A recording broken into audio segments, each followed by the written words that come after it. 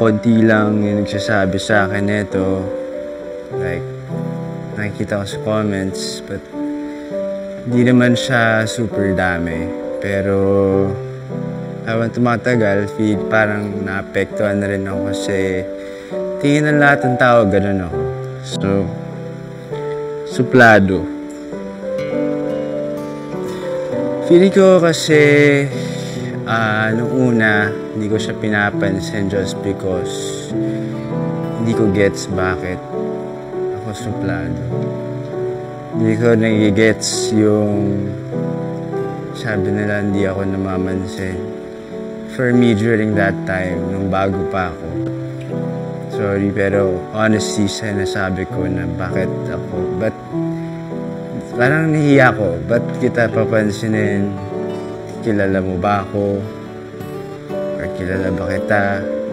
Something like that. So, eventually, natutunan ko naman na maging open. And up until now, I'm still learning. Lalo na dito sa bahay niyo. Bahay ni Kuya.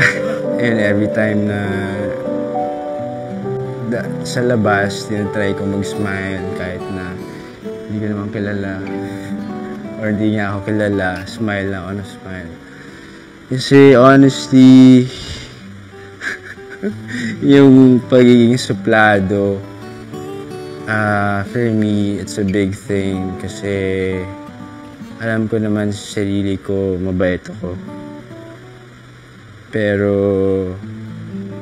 ayun, sa industriya natin, mabilis tayo ma-judge. Ayun, yun lang. Thank you. Pops, ang bala. Dito sa Pops. Siyempre, sisimulan ko to sa mga katagang. Tsareng. Thankful ako na marami ako napapasayang tao. And siguro isa sa mga pinaka nasaktan talaga akong comment ay sobrang gandang sarap ibulsa.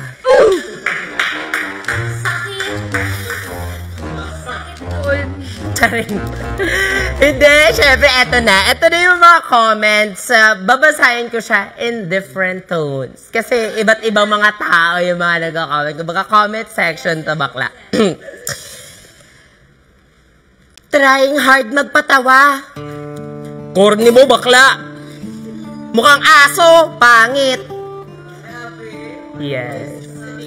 Pero, seryoso, ako, as a person, sobrang optimistic ko talaga. Bakla, patay, kasi every time na may kasama akong poging, artista, para example, Donnie Pangilinan, Donnie with his aso. Mga ganun yung mga comment eh. Parang Donnie with his dog, Brent with his father, mga ganyan. So parang, ako, inuunahan ko na lang yung mga comment na ganun. Tinutulungan ko na lang din sarili ko kasi wala naman akong magagawa kung para papatulan ko yung mga yan eh. At for you, para sabihin ako mukhang aso, sino ba tong tahol ng tahol sa comment? Diba ikaw? So, ikaw mukhang aso! Tsarek! Tas, ayun lang, yung masasabi ko lang, siguro, I will learn from it and I will grow from it. Kaya, try harder next time. If you really wanna cancel me so bad, may umabot pa sa point na may nag-post, kailan makakancel si Isnir. Kasi Gina ako, parang mga ganon. Sorry te, pero your comments versus my prayers, mas powerful yung tulong sa akin ng Diyos. Kaya, ayun, as long as hindi ikaw yung nagpapakain sa pamilya ko, hindi mo pwede diktahan yung buhay ko. And I'm proud to say that I am me and wala ka na magagawa. Hanggang dyan ka na lang muna. Kasi darating din sa panahon na wala na. Easy ako dito ngayon.